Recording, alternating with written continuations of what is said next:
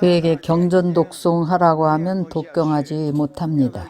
한가하게 이야기하라 하면 너무나 즐겁게 끝도 없이 이어집니다.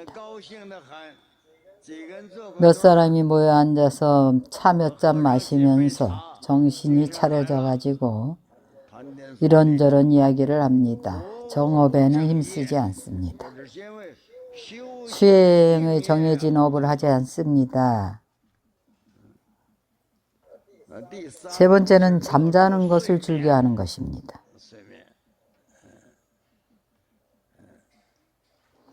어떤 이들은 우치심이 아주 중합니다.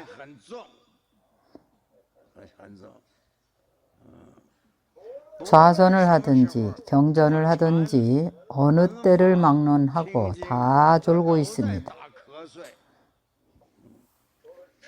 정식으로 잠자는 시간 외에 잠을 자는 것입니다.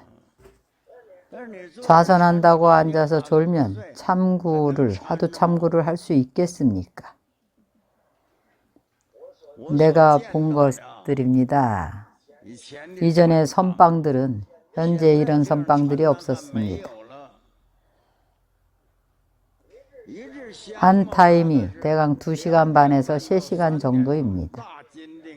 대금정향이라고 하는데 하루에 이 향이 다 탈 때까지 3시간 정도 앉는 것을 말합니다. 아침, 점심, 저녁입니다. 평상시에는 중간에 앉는 시간이 1시간 반에서 2시간 정도밖에 안 됩니다. 아침, 점심, 저녁 3차례인데 주로 선방을 이야기하는 것입니다. 대부분 상황이 이렇습니다. 좌선을 안 하면 일이 없습니다. 오래 앉으면 이른바 화두를 참고하는 것인데 참고하다가 꿈속으로 빠져서 대부분 고개를 떨구고 있습니다. 이런 상황에서 윤화 스님이 아주 힘듭니다. 윤화 스님이 죽비를 들고 살피다가 고개를 떨구면 바로 어깨를 쳐줍니다. 이 죽비는 깨어있으라는 의미인데 여러분들이 맑은 정신을 들게 합니다. 수면에 빠지지 말라는 것인데 수면 상태에서 어떻게 선정을 얻겠습니까? 수면은 어리석은 상태로 들어가서 우치함과 혼미에 빠집니다. 수면에서 숫자는 크다는 뜻이고 면은 작은 것입니다. 면은 이렇게 고개를 끄덕이면서 조는 겁니다. 잠이 많은 사람은 수시로 일단 고요해지기만 하면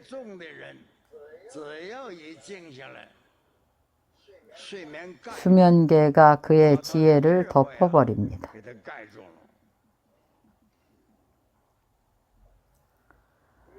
네 번째는 경영하고 구하는 것을 즐기는 것입니다. 영구라고 하는데 일하기를 즐기는 겁니다.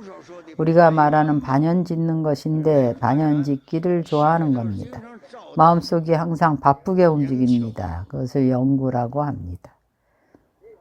5번째는 좋은 색상을 즐기는 것입니다. 6번째는 좋은 소리를 즐기는 겁니다. 향내를 좋아합니다. 우리의 많은 법우들이 이런 잘못을 심각하게 범하고 있습니다. 부처님께 올리는 향을 절대로 코로 먼저 맡으면 안 됩니다. 내가 많은 이들을 보았습니다. 본래 부처님께 올리는 향인데 그가 먼저 냄새를 맡아봅니다. 부처님께 공양하는 건지 자신에게 공양하는 건지 이것은 잘못을 범하는 겁니다. 잘못하는 겁니다. 부처님께 올리는 향 먼저 냄새 맡지 마십시오. 불만 댕기면 됩니다. 불이 댕겨지고 나면 부처님 덕으로 부처님께 올리고 나면 자신도 향을 맡게 됩니다.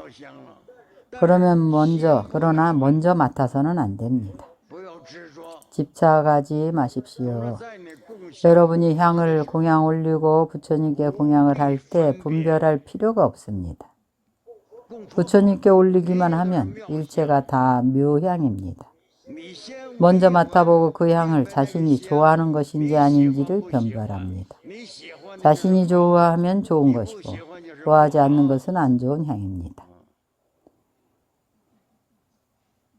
향을 파는 상점에 가서 부처님께 올릴 향을 살 때에 먼저 향을 맡아보고 사가지고 와서 부처님께 올리지 마십시오. 모든 향에는 각각의 종류가 있는데 마땅히 주의해야 합니다. 즐기고 집착하지 말아야 합니다. 많은 법우들이 집안에서 향을 사를 때에 부처님께 공양 올리기 위해서가 아니라 자신이 향을 맡고 싶어서 향을 피웁니다. 시간에 맞추지 않고 독경할 때 향을 올리고 좌선할 때 향을 올리고 아침에 일어나면 향을 사릅니다. 쉽게 범할 수 있는 이 점을 특히 주의해야 합니다. 맛난 맛을 즐기는 것입니다. 식도락을 탐하는 겁니다. 맛난 것을 먹고 싶어 하는 이런 의미입니다. 우리가 바로 공양을 할 때 음식이 올라오면 마음속에 반드시 시주 은혜를 생각해야 합니다. 우리는 부처님의 복덕으로 비로소 이 음식이 있는 것입니다. 음식의 좋고 나쁨을 가리지 마십시오. 또 한 가지는 부드러운 감촉입니다.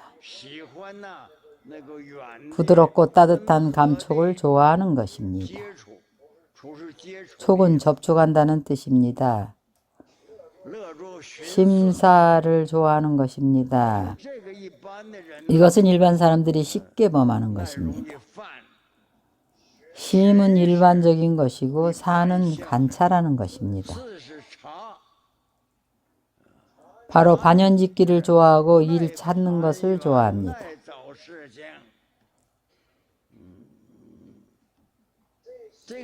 심사는 정당한 것이 아닙니다.